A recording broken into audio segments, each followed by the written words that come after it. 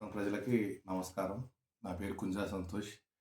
నేను మా శ్రీమతి కుంజా సత్యవతి సేవా ఫౌండేషన్ ద్వారా ఒక విషయాన్ని విన్నవించటానికి, అంటే ప్రభుత్వానికి, సంబంధిత అధికారి యంత్రాంగానికి విన్నవించడానికి వీడియో చేస్తున్నాను. ముఖ్యంగా ఏంటంటే, నిన్న సాయంత్రం 5:30కి మన చెర్ల రోడ్లో ఉన్న రారాశ్రీ గుడి ఆర్చ్ దగ్గర ఒక ముసలాయన సైకిల్ మీద వస్తుంటే వెనకాల నుంచి ఒక లారీ వచ్చి వేగంగా హార్న్ కొట్టింది. ఆ హార్న్ గుండె దడక ఆయన కింద పడిపోయాడు. దగ్గరికెళ్ళి చూస్తే పాపం దెబ్బ తగిలే. కానీ ఆ లారీ వాడు మాత్రం ఆపలేదు. ఇక దురదృష్టం ఏంటంటే అదొక ఇసుక లారీ. దాని తర్వాత ఇవాళ మధ్యాహ్నం కూడా చూస్తే రోడ్డు మీద 4 లారీల మధ్యలో ఒక అంబులెన్స్ ఉంది. సైడ్ ఇవ్వట్లేదు.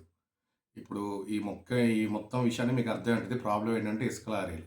అది కూడా డే టైమ్‌లో తిరగడం వల్ల చాలా ఇబ్బందయితుంది. చాలా ప్రమాదాలు జరుగుతున్నాయి. ట్రాఫిక్ జామ్ అయితుంది. మన రాజుపేట నుంచి అంబేద్కర్ సెంటర్, అంబేద్కర్ సెంటర్ నుంచి పిజి సెంటర్ మొత్తం ఇది పెద్ద ప్రాబ్లమ్ అయిపోతుంది. అందరూ చూస్తున్నారు. కాబట్టి నా విన్నపం, నా రిక్వెస్ట్ ప్రభుత్వానికి కానీ, అధికార యంత్రాంగానికి కానీ ఏంటంటే, ఇసుక లారీలని రాత్రి 9 నుంచి పొద్దున 6 వరకు మాత్రమే అనుమతించండి.